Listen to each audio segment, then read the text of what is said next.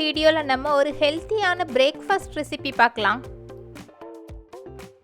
நான் 1 கிளாஸ் அளவு சம்பா ரவை எடுத்திருக்கேன். தண்ணி சேர்த்து நல்லா கழுகி க்ளீன் பண்ணிக்கோங்க.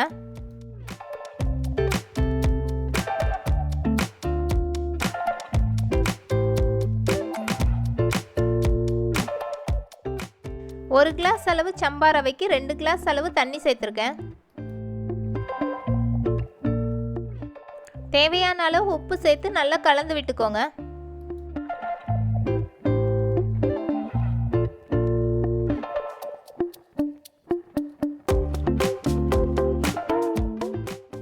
மினிட்ஸ் அப்படியே வச்சு ஊற வச்சிருங்க.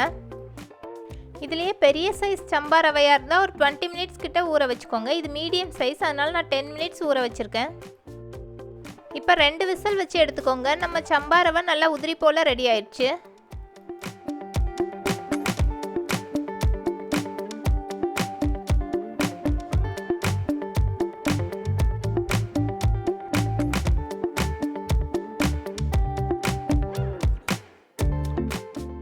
சம்பா ரவைக்கு நான் ஒரு சூப்பரான தேங்காய் துவையல் செய்ய போகிறேன். தேங்காய், பொட்டுக்கடலை, சீரகம், காரத்துக்கு ஏற்ற மாதிரி பச்சை மிளகாய், இது எல்லாத்தையும் மிக்சியில் சேர்த்துட்டு கொஞ்சமாக உப்பும் கொஞ்சம் தண்ணி சேர்த்து நல்லா ஃபைனாக அரைச்சி எடுத்துக்கோங்க.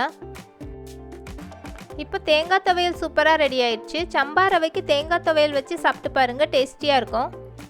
இந்த ஹெல்த்தியான ரெசிபி உங்களுக்கு பிடிச்சிருந்ததுன்னா லைக், ஷேர், சப்ஸ்கிரைப் பண்ணுங்கள்.